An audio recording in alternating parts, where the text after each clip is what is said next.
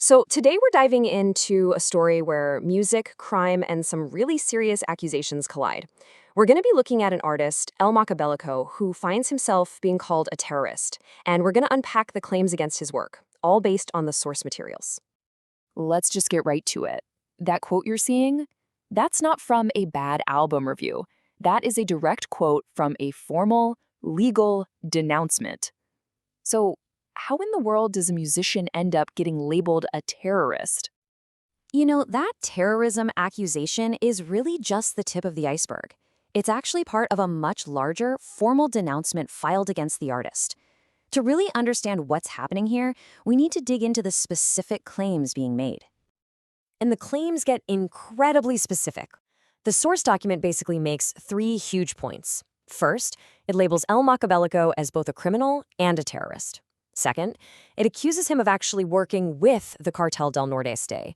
And third, it claims his music isn't just music, it's straight-up propaganda for that exact group.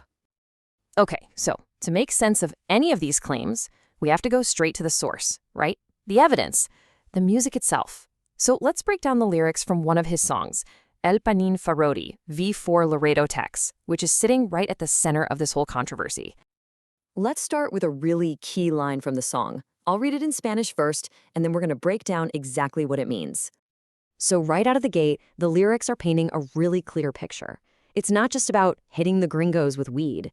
The important part is the next bit. I just control patrolling in my truck. That's a first-person account of someone who sees themselves as running the operation. It's all about being in control. But it gets even more specific about the logistics of this whole thing. Just listen to this next part. The level of detail here is pretty striking. You get the quality of the product, he says pure top-shelf weed, and then you get a very clear trafficking route. They take off from Laredo and they land in the Star, which is of course a reference to the Lone Star State, Texas. That's not vague poetry. That sounds an awful lot like operational details. Okay, one more key lyric for you. This one really tells you everything you need to know about the narrator's attitude toward the law. This line is all about impunity, about feeling untouchable. My work is well sorted, suggests a smooth professional operation. But the real kicker is the law doesn't even notice me. That's a direct statement of defiance, like someone who believes they can operate completely without fear of getting caught. So when you start piecing all of these lyrics together, they stop sounding just like a song and start looking like a surprisingly complete business model. Let's take a look at the portrait of a trafficker that this song paints. I mean, check this out. The whole operation is laid out. Step 1, the product, pure top-shelf weed. Step 2, the route, from Laredo to Texas. Step 3, the profit. He mentions pure bills of 100, also 50s. And then step 4, the most important part, the defiance, the claim that the law doesn't even notice me. It's basically a blueprint of a trafficking business. So now we have the two main pieces of this puzzle, right? You've got the formal denouncement making these serious accusations, and then you've got the lyrics themselves.